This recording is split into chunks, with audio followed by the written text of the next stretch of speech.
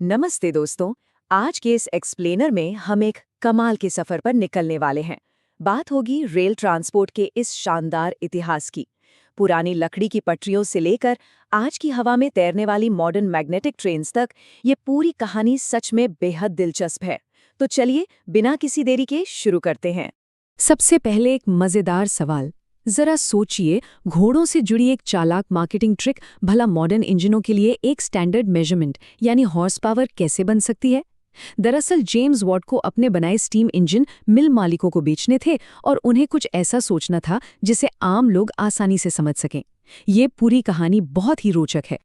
शुरुआत करते हैं एकदम बेसिक से, मसल टू मशीन के दौर से। ये वो समय था जब पटरियां तो थीं, लेकिन उन्हें चलाने के लिए मशीनों की नहीं बल्कि शारीरिक ताकत की जरूरत पड़ती थी। आपको जानकर शायद हैरानी हो कि रेलवे स्टीम इंजन के आविष्कार से बहुत पहले ही आ चुका था। 600 ईसा पूर्व ग्रीस के पक्के रास्तों से लेकर 1550 के दशक में जर्मनी के वैगनवेज तक इन शुरुआती ट्रैक्स पर इंसान और जानवर अपनी शारीरिक ताकत का इस्तेमाल करते थे। फिर साल 1804 आया जब रिचर्ड ट्रेविथिक के पहले स्टीम लोकोमोटिव ने आकर पूरी गेम ही पलट दी। अब लकड़ी की पटरियां तो पहले से थीं, लेकिन वो जल्दी सड़ जाती थीं और भारी वजन बिल्कुल नहीं झेल पाती थीं। फिर 1820 में जॉन बर्किनशॉ द्वारा बनाई गई रॉट आयरन यानी लोहे की पटरियों ने एक नई क्रांति ला दी। ये बेहद मजबूत थीं, भारी वजन सह सकती थीं और सच कहूं तो इन्हीं के कारण भारी भरकम स्टीम इंजनों का पटरियों पर दौड़ना मुमकिन हो पाया। मजे की बात तो ये है कि उस वक्त लोगों के मन में अजीब अजीब डर बैठे थे। जब ट्रेनें नई नई आई थी तो एक आम धारणा बन गई थी कि इतनी तेज गति से यात्रा करने पर यात्री सांस ही नहीं ले पाएंगे या फिर भयंकर झटकों से बेहोश हो जाएंगे। आज इन बातों को सुनकर हंसी आती है ना, लेकिन तब इसे एक बहुत ही डरावना बदलाव माना जाता था। और यहीं से दुनिया ने कदम रखा द स्टीम रेवोल्यूशन में, जब भाप की ताकत ने इंसानी और जानवरों की मेहनत को पूरी तरह से पीछे छोड़ दिया। अब वापस आते हैं जेम्स वॉट की उस ट्रिक पर। हॉर्स पावर असल में जेम्स वॉट के दिमाग की ही उपज थी। उन्होंने हिसाब लगाया कि मिल में काम करने वाला एक घोड़ा एक निश्चित समय में कितनी पावर जनरेट करता है।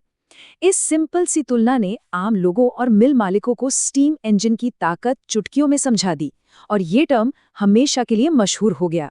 वैसे इंजनों का ये सफर इतना भी सीधा नहीं था। 1830 की एक बड़ी मशहूर घटना है।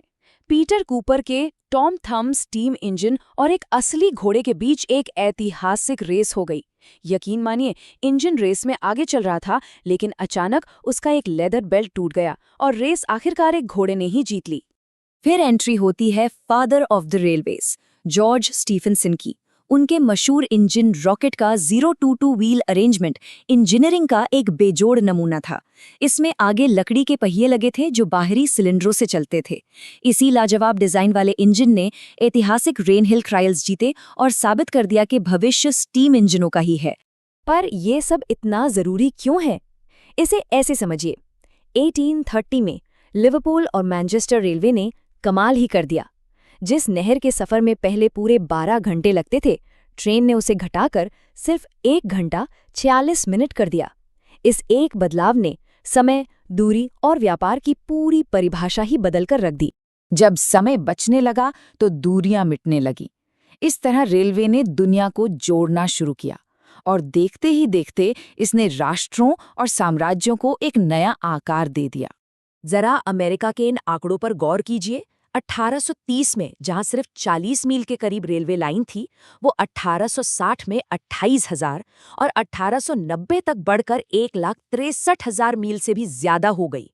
ये सच में रेलवे एक्सपेंशन का गोल्डन एज था, जिसने पूरे अमेरिका में पटरियों का जाल बिछा दिया। यूएस ट्रांसकॉन्टिनेंटल रेलरोड का असर तो और भी अकल्पनीय था। यात्रा का खर्च सीधा 85% तक गिर गया, 7,000 से अधिक नए शहर बस गए और 1880 तक हर साल $50 मिलियन का सामान इसके जरिए ट्रांसपोर्ट होने लगा। इसने सच में पूरे महाद्वीप को एक कर दिया और अमेरिकी अर्थव्यवस्था को एक नई रफ्तार दे दी। $43 ट्रिलियन। जी हाँ, ये एक बहुत ही विशाल आंकड़ा है। ऐतिहासिक रिपोर्ट्स के मुताबिक ये वो अनुमानित संपत्ति है जो ब्रिटिश काल के दौरान भारत से बाहर निकाली गई थी। ये आंकड़ा रेलवे के इतिहास के एक दूसरे बहुत ही महत्वपूर्ण पहलू की ओर ले जाता है। दरअसल भारत में रेलवे का असर दो तरफा रहा। अंग्रेजों ने शुरुआत में रेलवे को मुख्य रूप से अपनी सेना और कपास जैसे कच्चे माल को ट्रांसपोर्ट करने के लिए बनाया था, जिससे बड़े पैमाने पर संपत्ति का निकास हुआ। लेकिन वही रेलवे सिस्टम आगे चलकर भारत के इंफ्रास्ट्रक्चर की मजबूत नींव बना और आज के मॉडर्न इंडिया की लाइफलाइन कहलाया। खैर, जैसे जैसे रेलवे का जाल बिछा, इंजनों का विकास भी जरूरी हो गया। भाप के बाद फोकस धीरे धीरे सुरक्षा और नए ईंधनों पर शिफ्ट होने लगा। जब ट्रेनें तेज होने लगीं और पटरियों पर भीड़ बढ़ने लगी तो सेफ्टी के तरीके भी अपग्रेड करने पड़े। शुरुआत में मैनुअल झंडों का इस्तेमाल होता था, फिर मैकेनिकल आर्म्स आए, उसके बाद कलर्ड लाइट सिग्नल्स और आज हम AI यानी आर्टिफिशियल इंटेलिजेंस और computer based train control system तक पहुंच गए हैं। हालांकि इस तरक्की की एक बहुत बड़ी कीमत भी चुकानी पड़ी। आंकड़ों के अनुसार केवल यूके में 1815 से 1962 के बीच 137 बार लोकोमोटिव बॉयलर फटने की भयंकर घटनाएं हुईं। इन हादसों ने ये एकदम साफ कर दिया कि अब हमें स्टीम इंजन से कहीं ज्यादा सुरक्षित पावर सोर्सेज की सख्त जरूरत है। और यहीं से डीजल और इलेक्ट्रिक पावर ने रफ्तार पकड़ी। 1837 में ही पहला बैटरी इलेक्ट्रिक लोकोमोटिव टेस्ट हो चुका था। 1912 में पहला डीजल इंजन चला और 1940 के दशक तक आते आते डीजल इलेक्ट्रिक इंजनों ने उन प्रदूषण फैलाने वाले खतरनाक लेकिन प्यारे स्टीम इंजनों को इतिहास के पन्नों में समेट दिया। तो स्टीम और डीजल से होते हुए अब हम आ पहुंचे हैं रेलवे के भविष्य में, हाई स्पीड और हवा में तैरती ट्रेनों की अद्भुत दुनिया में।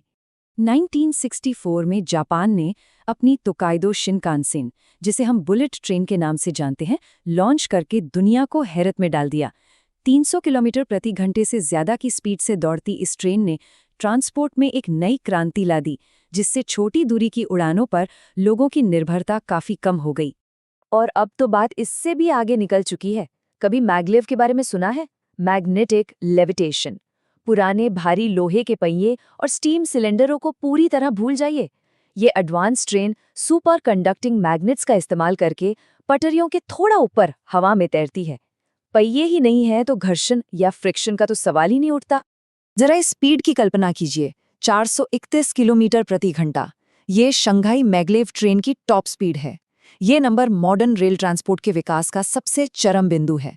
ये दिखाता है कि इंसानी दिमाग और तकनीक मिलकर क्या कुछ हासिल कर सकते हैं। भारी भरकम लोहे और भाप से शुरू हुआ ये सफर आज बिना घर्षण के हवा में तैरने तक आ पहुंचा है। ये सब सच में अद्भुत है। लेकिन अब एक बड़ा सवाल ये है, ट्रांसपोर्ट की ये शानदार टेक्नोलॉजी मानव सभ्यता को आगे और कहां लेकर जाएगी? इसी विचारोत्तेजक सवाल के साथ आज का ये एक्सप्लेनर यहीं समाप्त होता है। सोचने पर मजबूर कर देने वाली ऐसी और जानकारियों के साथ फिर मिलेंगे।